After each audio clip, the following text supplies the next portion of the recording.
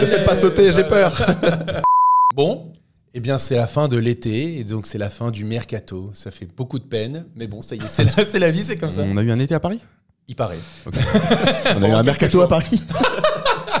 Parce que te dire que cet été, ce qui m'a touché, c'est plus la fin des JO que la fin du mercato. M'en parle pas, quelle horreur. Mais là, en ce moment, il y a les Paralympiques, donc c'est plutôt cool. On regarde encore même au bureau. Mais bon, là, on est là en tout cas pour parler du bilan du mercato du Paris Saint-Germain, de ce mercato donc 2024-2025, qui a vu 4 joueurs arriver du côté donc de la capitale, Matvei Safonov, Désiré Doué, João Neves et Willian Pacho. Et on va faire un peu le bilan, tout simplement, les points positifs d'abord, puis les points négatifs. Et après, on va essayer d'ouvrir sur la suite de la saison et un peu notre bilan global et notre note. Voilà, la note qu'on donne à ce mercato du Paris Saint-Germain. Il y a débat. Il y a beaucoup de débats. En tout cas, ce qui est sûr, c'est que là où il y a une évidence, c'est sur la table. Ouais, là, il n'y a pas de débat. Là, exactement. Ça nous aura accompagné tout l'été. C'est Olive. Vous commencez à connaître. C'est une marque, bien sûr, d'Ice Tea et de boissons énergisantes. Il y a tout simplement 3 gammes. La première, donc je vous l'ai dit, Ice Tea. La deuxième, la gamme énergie. Et enfin, la gamme sportive hydratation. Comme vous voyez, 3 grands sportifs qui ont besoin de s'hydrater après un grand mercato.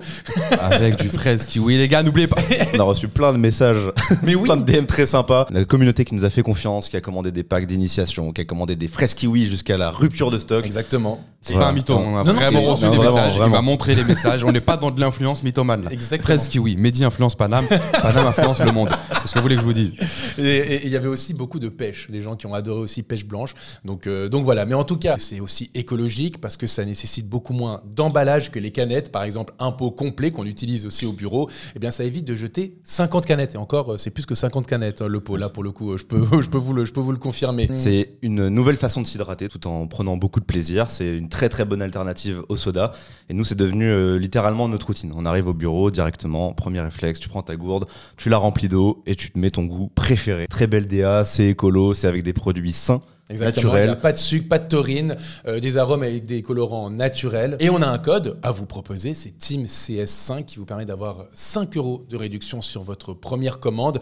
Et TeamCS, vous avez 10% de réduction sur toutes vos autres commandes. Par exemple, un shaker avec un pack d'initiation où il y a 14 boissons dedans, ça vous revient avec le code TeamCS5 à 19,99 €. Ouais. Sur ça, c'est intéressant de mettre le moins 5 €. Si vous prenez plus, c'est plus intéressant d'avoir le moins 10. Et donc c'est le dernier talk de l'été, sponsorisé par Oli. Donc ça vous a beaucoup plu.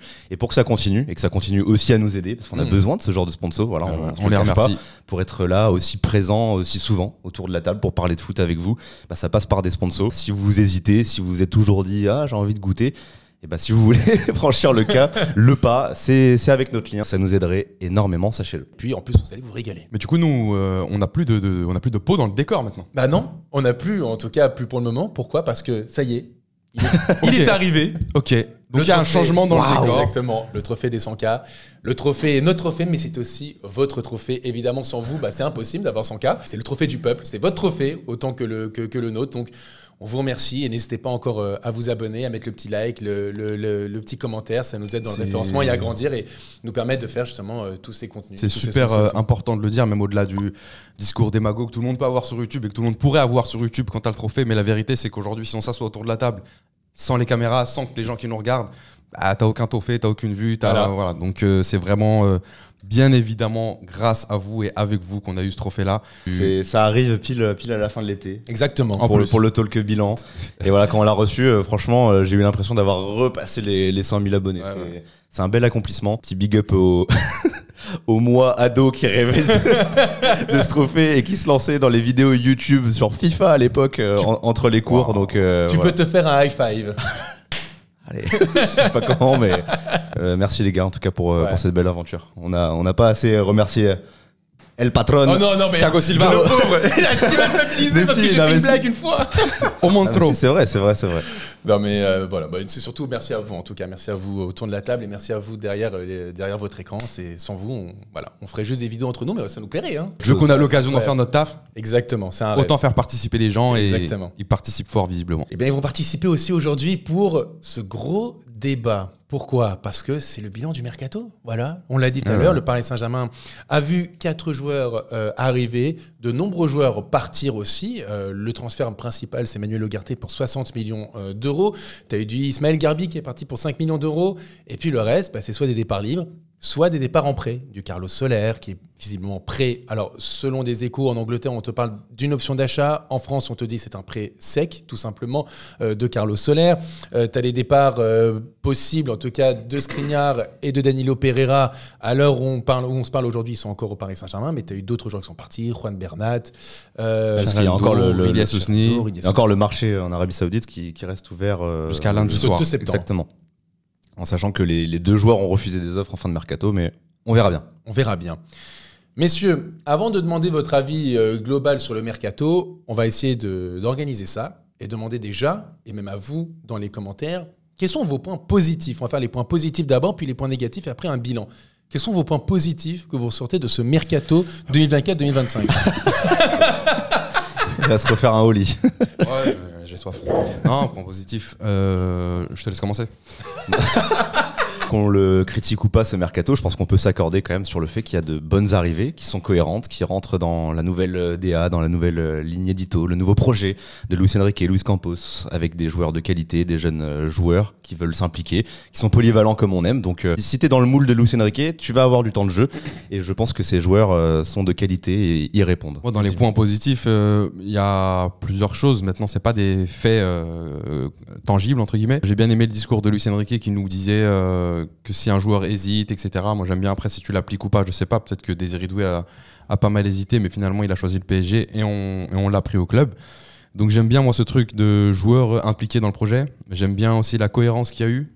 Parce que tu sois d'accord ou pas avec le projet, en tout cas, le discours a été plutôt cohérent avec les faits. Et après, dans ce qui est un peu plus tangible, j'aime bien, moi, l'idée de voir Désiré Doué ou João Neves arriver. Je pense que c'est des jeunes potentiels qui sont déjà très bons, qui peuvent te rendre service de suite et pour le futur. Après, ça fait déjà beaucoup, là. Mais même pas chaud. João Neves et Désiré Doué, on connaît un peu plus. En tout cas, je connais un peu plus. Donc, je peux me satisfaire de leur recrutement. Willian Pacho, j'attends de voir. Sur les premiers matchs, ça a l'air assez intéressant en tout cas. Sur le reste, on verra dans le temps. Mais voilà, moi, c'est la cohérence et l'implication même si on le connaît des joueurs. moins, il reste cohérent ce recrutement. Donc ça rentre toujours dans le moule, on va dire. Ouais, moi, je vais vous paraphraser, mais j'ai envie de dire que c'est exactement le terme, c'est cohérence en fait. Je trouve que ce mercato est cohérent. Il y a une cohérence dans la politique sportive qu'on nous a vendue et mis en place avec l'arrivée de Luis Campos il y a 2 ans. On s'était dit, ou en tout cas on nous avait dit que ça allait être un directeur sportif qui allait chercher les pépites de demain et qui vont t'apporter aujourd'hui et qui vont exploser encore plus à l'avenir. Et je pense que c'est le cas avec les profils qui ont été ciblés, les 3 profils en tout cas, parce que je mets Matvei Safonov un peu de côté là-dessus, avec Willian Pacho, avec Désiré Doué et avec João Neves. Et je trouve que non seulement c'est tout de suite des apports très intéressants, on l'a vu sur les premiers matchs, mais aussi pour l'avenir, où vraiment tu te dis, en 2030, ils auront même pas 25 ans pour certains, et d'autres, ils auront 25 ans à peine. Donc, c'est, je trouve, très positif là-dessus. Et je trouve aussi quand même qu'on a trop reproché ces dernières années que le Paris Saint-Germain faisait un peu un mercato où chacun donnait son avis. Et en fait, tu avais un effectif qui n'était pas cohérent parce que tu avais le joueur que voulait le président, le joueur que voulait le directeur sportif, le joueur que voulait l'entraîneur. Et tu avais une espèce de gloubi-boulga qui ne marchait pas. Là, pour le coup, tu as l'impression que ce mercato, c'est le mercato de Luis Enrique. Il a dit, voilà les joueurs que je veux, voilà les profils que je veux, voilà ceux dont j'ai besoin aujourd'hui et ceux dont j'en ai pas besoin aujourd'hui. La direction a écouté. Nous, on est là à dire que Luis Enrique a fait quand même de très bonnes choses depuis son arrivée, des choses un peu moins bien, mais il a fait de très bonnes choses. Donc, autant lui donner les clés du camion jusqu'au bout. Et c'est cohérent. Ce qu'on dit, c'est on dit pas qu'on est 100% d'accord avec la politique que le PSG a adoptée. Bien sûr. On dit pas qu'on est 100% d'accord avec les idées de Luis Enrique et les joueurs qu'il a voulu ou pas voulu. Mais en tout cas, il y a la cohérence et c'est ça qu'on souligne. Il y a une ligne directrice en tout cas. Et pour être totalement transparent, moi, on va en parler après des points négatifs et du bilan. Je suis pas satisfait du mercato. En revanche, je peux pas reprocher quoi que ce soit au PSG sur la cohérence. On nous a dit qu'on allait recruter jeunes, miser sur l'avenir, des joueurs impliqués. C'est totalement le cas. On nous a dit qu'on allait faire confiance à Luis Enrique, qu'on allait arrêter d'avoir des joueurs, comme tu l'as dit, voulus par lui, lui qui vient pour tel agent qui place son joueur, commission. Là, c'est fini tout ça. Aujourd'hui, c'est Luis Enrique qui semble avoir fait son mercato. Donc, tu es d'accord ou pas d'accord ? Moi, je le dis clairement, je ne suis pas satisfait du mercato, mais en tout cas, je souligne la cohérence. Voilà. Moi, t'as l'impression que c'est compliqué d'attirer un joueur qui coche toutes les conditions, mais quand il l'est attiré, ce que j'avais commencé à dire, c'est que tu fais partie de son système. Et puis même tu es l'heureux élu. Bien sûr. Et ce côté même c'est ce qu'il veut. Non, mais même ce côté où c'est le discours, ce que tu disais tout à l'heure, le discours de Luis Enrique qui dit si tu es là, si tu as vraiment envie, on n'a pas besoin de toi que tu nous rendes service. On veut que tu sois là pour le Paris Saint-Germain. On veut que tu sois plus qu'une plus-value, vraiment un acteur majeur dans le développement du projet de ce club. Moi, j'y mets quelques limites à ce discours. Je l'aime bien, c'est dur d'aller à l'encontre, mais voilà, évidemment. La limite, c'est un ballon d'or. Hein. C'est-à-dire, si Vinicius, demain, il vient en reculons, bienvenue quand même. Même au-delà. Julian Alvarez qui hésite avec l'Atlético, qui finalement d'ailleurs choisit l'autre projet. Si tu arrives à le convaincre, alors qu'à la base il n'était pas hyper emballé, mais si je suis sûr qu'il va être aussi dans le moule de. Si tu arrives à le convaincre, c'est que factuellement il est convaincu. Donc voilà, c'est ça. Sauf que si tu écoutes le discours et que tu fais oh bravo les termes tout ça, tu t'arrêtes à il faut pas hésiter, il faut avoir le PSG dans le cœur, mais il faut tout faire. Il faut avoir quand même envie, plus envie qu'autre chose. Et effectivement, tu vas discuter et après derrière, moi je pense que on en parlera dans les autres un peu plus tard. Mais c'est par exemple pour certains joueurs, on a vu comme un Ryan Cherki qui devait de base rejoindre le Paris Saint-Germain et finalement il a fait volte-face, il a décidé, je sais pas pourquoi, il a pensé qu'il avait une love de Dortmund. Et Paris derrière s'est dit en fait tu reviendras pas frérot, t'as voulu une fois, t'as plus voulu, maintenant c'est terminé. Et peut-être qu'avant ça aurait pas été le cas. Donc je pense qu'ils veulent des joueurs 100% impliqués et qui comprennent parfaitement ce qu'attend Luis Enrique et ce qu'attend le club.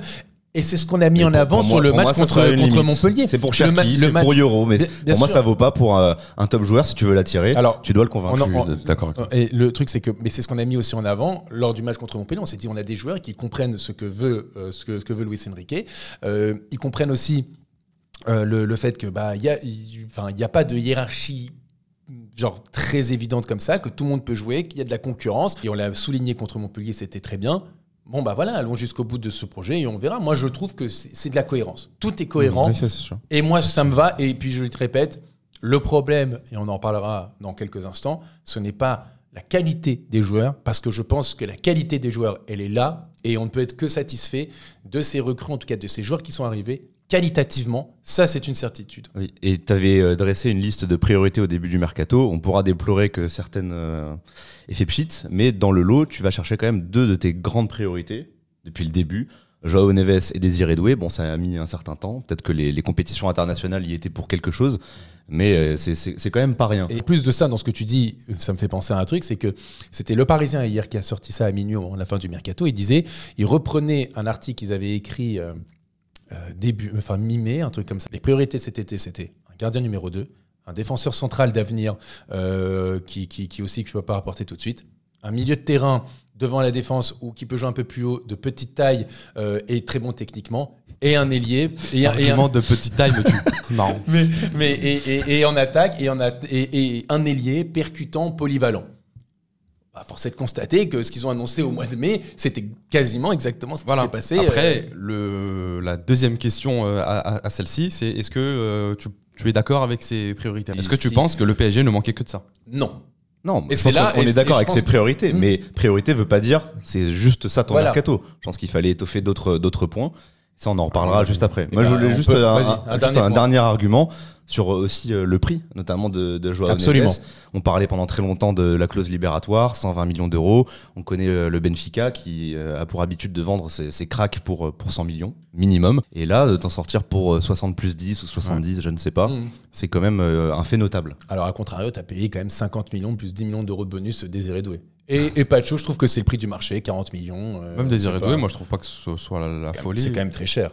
C'est cher, mais après c'est un crack du marché. C'est un pari, mais s'il répond à ce que tu voulais, c'était ta priorité, ça me paraît pas délirant. Je ne remets pas en cause le talent du joueur, je dis que ça reste cher par rapport à ce qu'il a prouvé aujourd'hui. Et t'avais la concurrence du Bayern qui aussi te mettait la pression. Qui était capable de mettre cet argent. Il fallait payer. Exactement. Bon, on a fait le tour des points positifs, c'est déjà pas mal. Maintenant, parlons des points que l'on juge comme négatifs. Mehdi. Comme par hasard. Non, je rigole. Point négatif, moi globalement je suis pas satisfait du mercato, mais je vais m'expliquer. Moi je pense que... Mettez une instru, c'est parti. Je pense que le PSG a établi du coup sa politique sportive. On nous parlait de jeunes, on nous parlait de gens concernés, on nous parlait de futurs cracks. Simplement, c'est aujourd'hui ce qui s'est passé. Sur ça, on peut s'en satisfaire parce qu'on a souligné la cohérence juste avant. Après, moi, je pense qu'aujourd'hui, le PSG n'avait pas forcément besoin que de jeunes et n'avait pas forcément besoin, encore une fois, d'étiqueter un projet. Et aujourd'hui, je pense que c'est ce qui a été fait. Quand tu vois Nasser Al-Khelaifi parler de l'effectif, aujourd'hui, il se targue d'avoir un des effectifs les plus jeunes d'Europe. Et je pense pas qu'il faille se vanter de ça. Je ne pense pas que c'est comme ça que tu construis un effectif. Je ne pense pas que c'est comme ça que tu construis même un projet sportif. Et quoi qu'on en dise, aujourd'hui, le PSG, c'est un club avec un budget astronomique. Donc tu peux pas me parler d'ambition revue à la baisse. J'ai beaucoup de mal à l'entendre, surtout quand même ces jeunes-là, tu vas les chercher quand même à un prix. On parle de 70 millions pour João Neves. Alors c'est pas les 100 et les 120 millions, mais c'est quand même conséquent. Pareil pour Désiré Doué. Presque 200 millions d'investissement. Presque 200, et il faut pas oublier le mercato 2023, parce qu'on est en 2024, on fait le bilan 2024, mais il y a forcément un lien. Donc tu as quand même envoyé pas mal de millions d'euros. L'argument, on revoit nos ambitions à la baisse, on n'est plus le club qu'on était avant. Bah, finalement, j'ai quand même envie de le balayer d'un revers de la main. Et après, quand tu vois les joueurs qui sont partis, et surtout le joueur qui est parti, Kylian Mbappé devant, tu avais quand même une certaine caution but. Faire des débats en long et en large en travers sur Kylian Mbappé. À la fin de la saison, sur le tableau des statistiques, tu avais quand même pas mal de buts et il fallait pour moi les remplacer. Aujourd'hui, tu l'as pas fait. Et moi, je trouve que c'est problématique. Moi, je ne suis pas pour recruter que des jeunes. Je ne suis pas pour faire la fête parce qu'on a un des effectifs les plus jeunes d'Europe. Je pense qu'il manque d'expérience dans cet effectif. Donc, ce mercato, j'ai pas peur de le dire, pour moi c'est un échec aujourd'hui. Tout à l'heure tu as parlé du numérique, je pense que numériquement tu t'es considérablement affaibli. Tous les joueurs que tu as prêtés, ils sont partis aujourd'hui et t'as personne, enfin tu les as pas remplacés, donc ton groupe il est beaucoup trop restreint dans une saison où tu vas avoir peut-être le plus grand nombre de matchs de ton histoire. Donc alors après c'est que 2 matchs de plus sur la phase aller. Non. T'as ça, t'as potentiellement les barrages, t'as les trêves internationales, après t'as la Coupe du Monde des clubs. Après, t'as le mercato hivernal potentiellement. Pour la deuxième partie de saison. Moi, je fais le bilan du mercato estival. Oui, je comprends. Et t'as la Coupe du Monde des clubs aussi. Et les matchs s'enchaînent, les calendriers deviennent de plus en plus chargés, tout le monde le sait, tout le monde le voit. Donc je trouve vraiment paradoxal de t'affaiblir numériquement en tout cas, même qualitativement d'ailleurs, considérablement cet été-là. Et aujourd'hui, tu te retrouves avec un effectif où quand tout le monde fait son 11, quand tout le monde fait ses projections, bah, tout le monde est en train de se dire putain, on va bricoler, comment tu vas faire quand tu vas aller sur ce terrain, cette compétition, cette saison, les matchs, les trêves. Moi, j'ai l'impression qu'aujourd'hui, ton effectif n'est pas complet, il n'est pas armé pour une telle saison et pour un tel niveau. Et quand je parle de niveau, je parle évidemment du plus haut niveau européen. On n'est pas loin de l'échec pour ce mercato. Ok. Ouais, moi, j'appuierais sur aussi le terme incomplet. C'est frustrant parce que, en fait, moi, à la base, je suis un peu je suis même d'accord avec toi. Je vois pas un projet sur le long terme comme celui du PSG et ambitieux. Miser à ce point sur la jeunesse. Mais j'ai fini par l'accepter. Je me dis, même dans cette démarche, c'est pas poussé à 100%. Ok, il y a des très bonnes recrues, mais tu dois en faire plus. Tu dois avoir un effectif complet. Et quand je regarde les dernières dépenses de Luis Campos depuis qu'il est arrivé, en 3 ans, c'est 700 millions d'euros investis, et sans compter les bonus. Et quand je vois ça et que je me rends compte que tu justement te prépares à aborder cette saison régulière avec un tel tirage et toujours sans backup pour tes latéraux, c'est inconcevable pour moi. C'est inconcevable. Et en attaque, pour moi, c'est juste, je parle des latéraux parce que c'est le plus criant. Pareil pour Marquinhos derrière lui, qui est le seul défenseur central droitier. T'as personne, t'as Danilo et Skriniar, tu comptes pas sur eux, on l'a vu clairement. Je me pose beaucoup de questions sur la façon de travailler de ce mercato. Je me demande quelle a été la relation entre Luis Enrique et Luis Campos. Quand je vois un Thomas Araujo qui est ciblé en fin de mercato, qui semble avoir tapé dans l'œil de Luis Enrique, et ça se voit quand tu vois ses compétences. Pourquoi on nous dit tu peux le recruter que si Skriniar s'en va? Ça veut dire que pendant 3 ans, ou je ne sais pas combien dure encore le contrat long de Skriniar, tu vas recruter personne tant qu'il est là? Voilà, 4 ans. C'est ça que ça veut dire. T'as mis 20 millions sur Safonov, qui était un poste pour moi bien moins prioritaire que celui de Thomas Araujo. Et moi, je pense juste qu'il a voulu éviter des problèmes potentiellement Luis Enrique en se disant je vais mettre Skriniar à la cave et donc et je vais mettre un autre joueur, ça va me créer des problèmes. Pour moi, je vous rejoins sur un truc, et je pense que ce mercato, à différence des précédents, il a été bon qualitativement et pas bon quantitativement. Aujourd'hui, il n'y a pas de juste milieu, c'est ça qui me rend fou. Sûr, mais il n'y a pas de juste milieu. Mais je pense, même sur la qualité, moi, j'ai pas envie. Moi, je trouve que chaque joueur qui a été pris, je mets ça un peu de côté, c'est un gardien remplaçant, donc je le mets même pas dans l'équation. Chaque joueur qui a été pris est une véritable plus-value, je pense, en tout cas pour l'effectif actuel et pour l'avenir. Ça, je remets pas en cause. Ouais, mais moi, le problème, j'ai pas ce problème-là, moi, de qualité de joueur et de joueurs. Moi, le problème, il vient de la quantité. Et je pense, après, je ne sais pas, mais les informations ont filtré comme quoi c'est Luis Enrique qui aurait dit, moi, je ne veux personne, voilà, hormis s'il y a un départ de Skriniar, et visiblement, c'est Thomas Araujo qui était Araujo pour le remplacer. Sinon, j'ai besoin de personne. Et en fait, comment dire, je le comprends, en fait. Je le comprends parce que, en fait, ces dernières années, et c'est, désolé de cibler toujours comme ça, mais c'est vrai, ces 4 derniers mercatos avant celui-là, eh ben, il y a plus d'échecs que de réussites. Et je pense qu'il s'est dit, j'ai pas envie d'une banane, entre guillemets, d'un joueur moyen en dernier jour de mercato qui va peut-être me faire le nombre, mais qu'en fait, je ne vais pas pouvoir exploiter à fond son potentiel. Je préfère garder les joueurs que j'ai et attendre qu'il y ait des joueurs sur le marché les prochains mercato. C'est ça, c'est scandaleux. Mais pourquoi ? Pourquoi tu te dis je préfère avoir personne plutôt qu'un joueur qui ne fera que le nom. Parce que regarde quand on dit un joueur qui ne fera que le nom pour que les gens nous comprennent, c'est un joueur nul. Non, donc, mais je préfère avoir personne qu'un joueur nul. Mais pourquoi tu vas pas tout simplement chercher un bon joueur? C'est ça.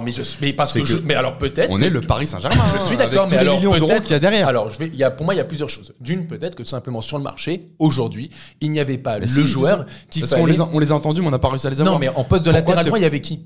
En doublure qui accepterait des doublures. On nous a parlé de Gertruda, on n'est pas allé le chercher. Oui, mais peut-être que Luis Enrique, il a vu le profil de Gertruda, il s'est dit, ça ressemble beaucoup à Mukele. Mukele, je suis pas fan du profil. Je sais pas si je vais pouvoir vraiment exploiter le profil de Gertruda. Il y a Kadioglu qui est parti à Brighton. Il y a Thiago Santos. Du coup, tu vas toquer à la porte de ton directeur sportif. Tu lui dis, j'ai un manque ici, va me chercher quelqu'un. D'accord. Je dis pas que c'est des évidences, les noms qu'on sort. C'est juste comme ça. Je comprends, mais alors justement, quand tu as un bon directeur sportif, il doit travailler main dans la main avec Luis Enrique. Si Luis Enrique est aussi exigeant et que tu n'arrives pas à le combler, au point où il préfère avoir personne, c'est que ça ne marche pas entre les deux. Ça, j'en sais rien. Mais tout ce que je veux dire simplement, c'est que je pense, et je peux le comprendre, que mieux vaut prendre personne que d'accumuler un énième joueur qui va peut-être pas rentrer dans les plans, que tu vas avoir du mal à te séparer, qui va être encore dans les indésirables, et tu vas te dire à quoi il va me servir. Et sur ça, et pour moi, le problème n'est pas ce mercato. Le problème, c'est les 4 précédents mercato, où en fait, sur les 4 précédents mercato, tu vas chercher 20 joueurs du côté du Paris Saint-Germain. 20 joueurs. Et tu en as peut-être quoi ? Une dizaine, peut-être, allez, douzaine qui peuvent vraiment t'apporter.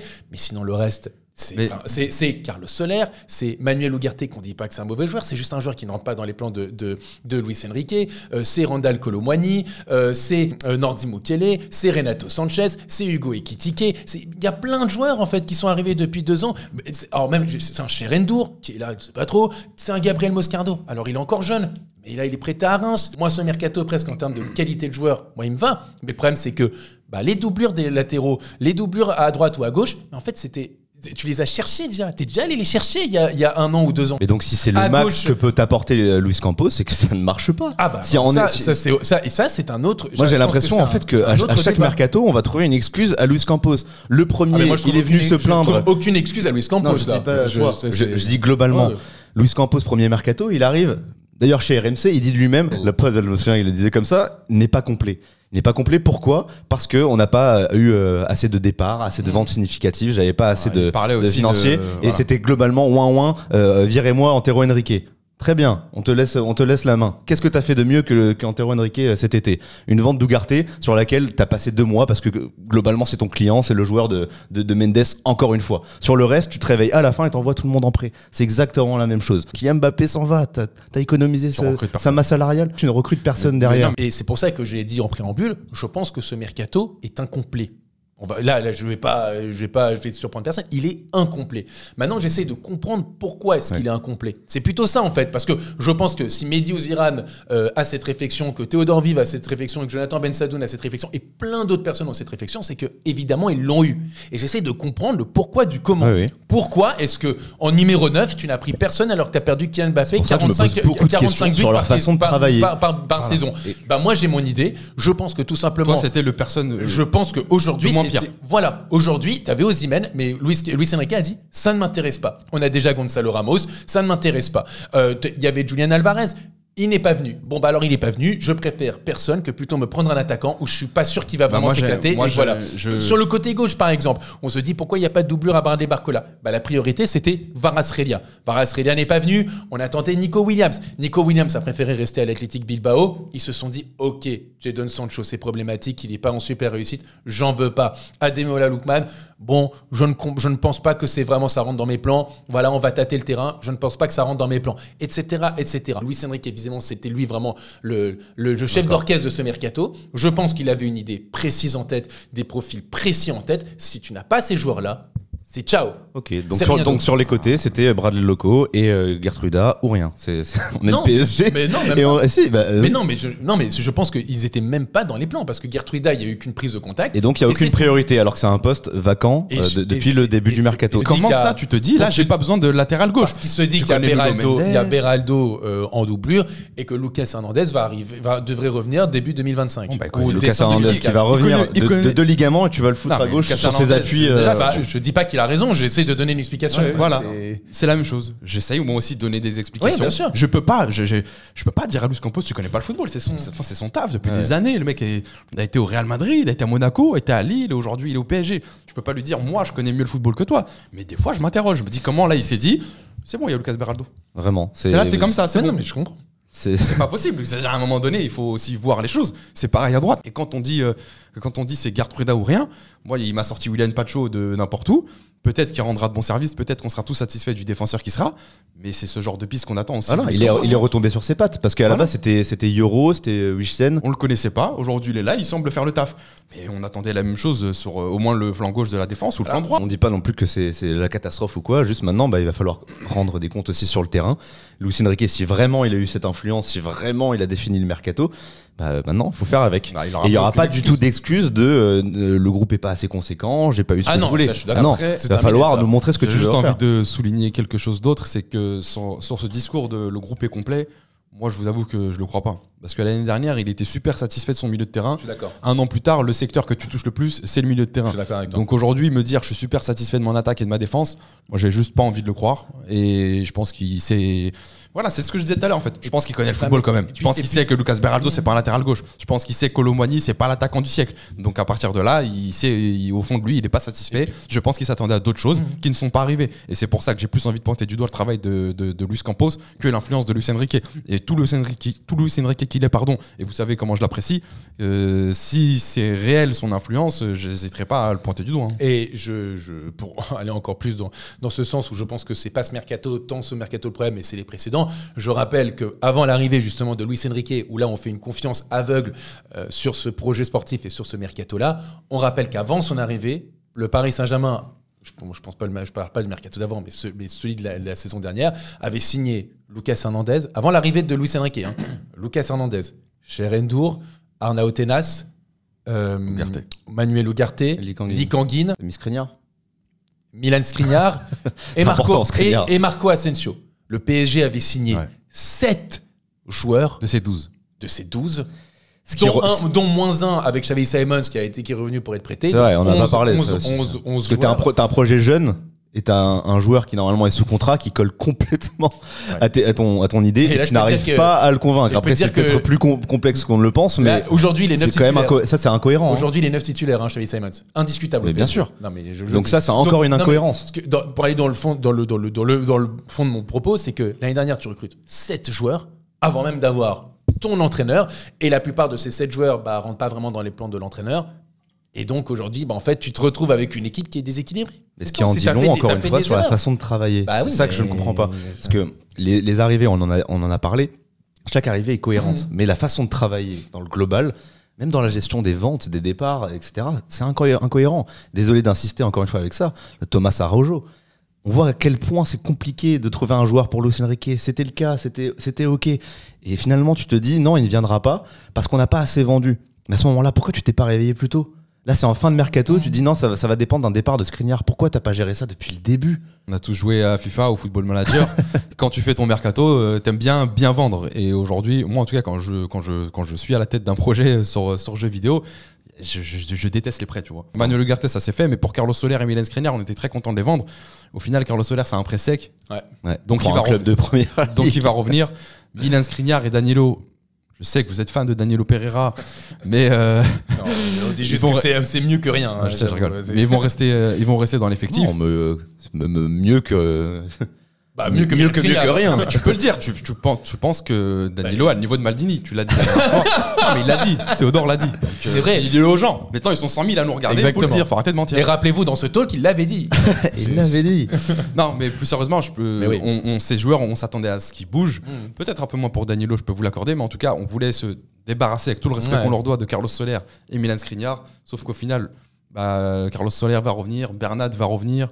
Bernat, d'ailleurs, j'ai rien compris. Il est en fin de contrat l'année prochaine. Et finalement, en fait, il est en 2020, il est en fin de Loïc contrat en Tanzi nous parle 2026. Je comprends. Donc je comprends rien Ouais, du non tout, s'il va revenir, s'il va pas revenir. Cherendour, pareil, Moscardo. Oh là là, la catastrophe que j'ai l'impression que ça va être aussi. Non, après, on verra. Ça fait, Non. il vient d'arriver en France. On l'a pas le prêté au Barça ou on l'a prêté à Reims. Avec tout le respect que j'ai pour la pauvre. Champagne. Non, mais bon, et Rabiot avait été Au prêté moins, à il a Toulouse. joué, Hein. c'est vrai. Ouais, Rabiot avait été prêté à Toulouse, donc Ouais, bon, bien. en soi, on verra. Après tous ces propos, j'ai essayé quand même de nuancer. Ouais, bien joué, bien joué. J'ai tenté. Quelle note pour ce mercato et participer aussi dans les commentaires? Quelle note Oh vous là donnez là. à ce mercato? Et Si je donne ma vraie note, les gens ils vont me dire encore que je suis tout le temps pas content et tout. Dis la vérité, Mehdi. Les gens, ils t'aiment pour ça. 3 sur 10. 3 sur 10. Alors vraiment, pourquoi très 3 sur 10? sincèrement. Quelle est la justification comme Parce que, tu sais, je voulais juste rebondir sur un truc que tu disais que sur la qualité, ça va. Moi, j'ai souvent tendance à dire, quand tu recrutes un jeune joueur, t'es jamais sûr à 100% ce que ça va donner. Sauf si tu recrutes Bellingham ou Erling Haaland. Donc aujourd'hui, João Neves et Désiré Doué, je l'ai dit dans ce talk, je suis content. Mais on sait pas ce que ça va donner. Faut attendre, je peux pas m'enflammer pour Désiré Doué et João Neves. Je fais un recrutement qualitatif à 100% dont je suis sûr.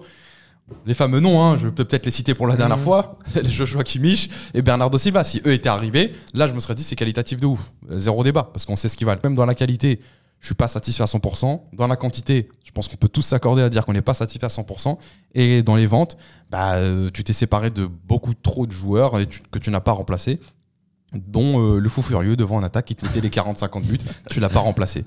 Donc 3 sur 10 et voilà, je mets les 3 parce que tu as 2 petits cracks qui sont là au milieu de terrain, c'est pas mal, tu as réussi à les avoir à un prix plutôt cohérent selon moi. William Pacho aussi intéressant, j'oublie de le citer. 3 sur 10, j'arrive pas à aller plus haut. Bien Moi sûr. le truc le plus négatif c'est t'as des manques, tu les as pas comblés, donc forcément c'est pas bon. 3 sur 10 pour Mehdi. Théodore. Moi, j'ai l'impression que juste avant le début de la Ligue 1, ça se profilait bien. T'avais fait tes recrues, tout ça. Et j'ai l'impression qu'ils ont pris ces 2 premiers matchs presque comme acquis, comme si ça allait être l'image de toute la saison. Alors que si on a été si bon, notamment contre Montpellier, c'est parce que t'as un groupe frais, t'as un groupe qui a de l'allant, que même quand tu gagnes 4 ou 5-0, t'as des entrants qui sont qualitatifs. Ça peut être ça aussi toute la saison. Ça peut être ça toute la saison, sauf que ton groupe est limité. Et donc, très vite, si tu as des blessures, si tu as des joueurs qui sont logiquement fatigués par les trêves internationales, logiquement, tu n'auras pas ça toute la saison. En tout cas, j'ai du mal à l'imaginer. Je le souhaite, hein, mais j'ai du mal à l'imaginer. Les suspensions, les blessures. Exactement. Vraiment, il faut que les gens ouvrent les yeux sur le calendrier. Hein. C'est un calendrier de fou furieux. Donc, Même à Manchester City, je sais pas si vous avez vu la photo sur les réseaux sociaux de Ouais, Ruben j'ai Dias vu, là. ouais. C'est Qui exceptionnel. était Il disait, énervé, ouais. voilà, c'est ça le calendrier quand t'es un joueur de City. Mais c'est la même chose pour un joueur du Paris Ouais, bien Saint-Germain. sûr. Et t'as les coupes et t'as. Oh là là. Moi, je sais pas comment les gens arrivent à se satisfaire, parce qu'il y en a, je l'ai vu sur les réseaux, se satisfaire de l'effectif aujourd'hui du PSG. C'est beaucoup trop léger. Beaucoup trop léger. Donc j'ai presque l'impression que là, ce qu'on a vu, qui était très satisfaisant, ça a presque joué contre les motivations du mercato.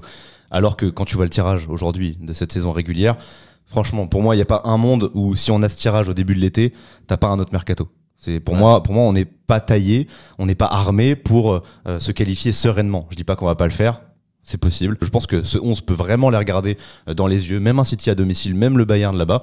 Sauf que derrière, une blessure devant, une blessure même au milieu, même en défense. Et là, tu te retrouves à bricoler. C'est important, ce qu'il dit aussi, c'est sur le 11. Je veux dire, depuis tout à l'heure, on mitraille un peu le mercato et l'effectif du PSG. Je suis d'accord avec toi. Je pense qu'aujourd'hui, si tu fais un 11 avec toutes les forces en puissance, personnes blessées, suspendues, etc., tu peux faire de belles choses sur le terrain. Bon 11, ouais. Voilà. Le 11. C'est ça que je trouve frustrant. Mais le 12, 13, 14, 15, et voilà. il est moins ouf. C'est ça que je trouve frustrant. Et du coup, en fait, j'ai presque envie de mettre 2 notes. C'est-à-dire une note sur l'effectif là tel qu'il est. Je mets un 7 parce que c'est cohérent, ça va avec la nouvelle ligne. Si je me projette en tant qu'observateur, et donc ça vaut ce que ça vaut, je peux te rejoindre. 3-4. Et quand je vois tous les manques, ouais, ça m'inquiète. Moi, je pense que, je le répète, qualitativement, chaque joueur que tu as pris, je mets ma ça fait n'importe quoi.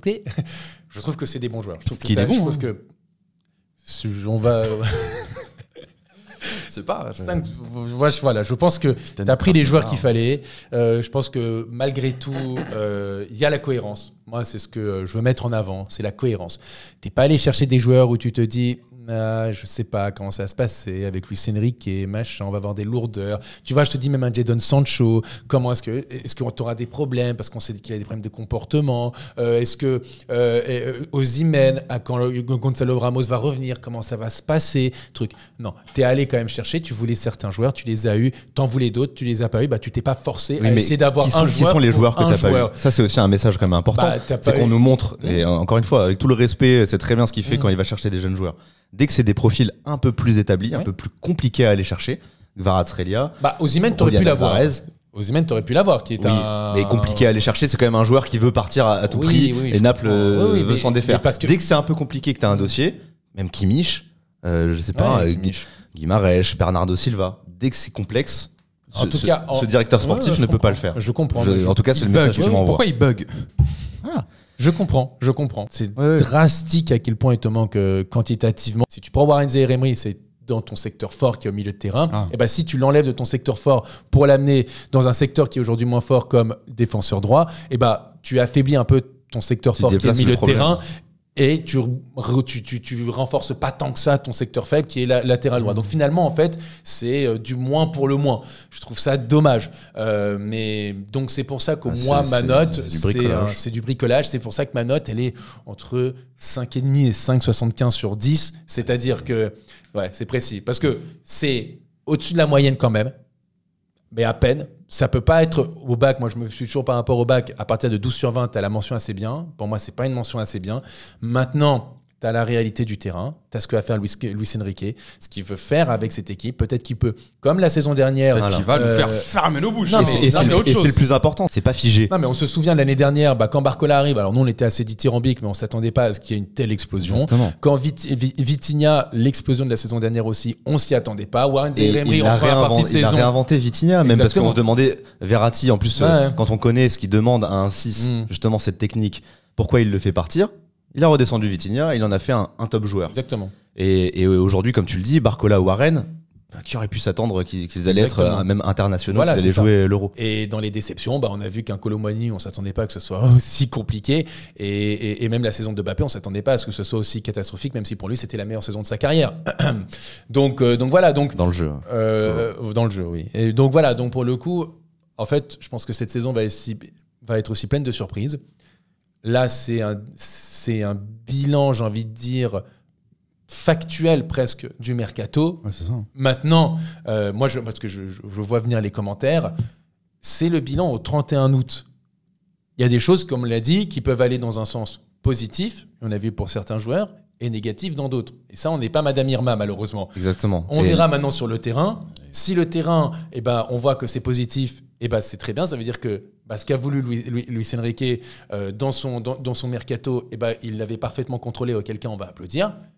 Si c'est négatif, il faudra. Voilà. Mais de toute façon, Voilà. d'un côté, quand tu critiques, t'es pas un ennemi du club. Et de l'autre côté, quand tu encenses, t'es pas là à approuver tout ce que fait la direction sportive. Il faut un peu de nuance. Voilà. Il y a des choses bien, il y a des choses pas bien. Il y en a qui ont des avis plus ou moins tranchés.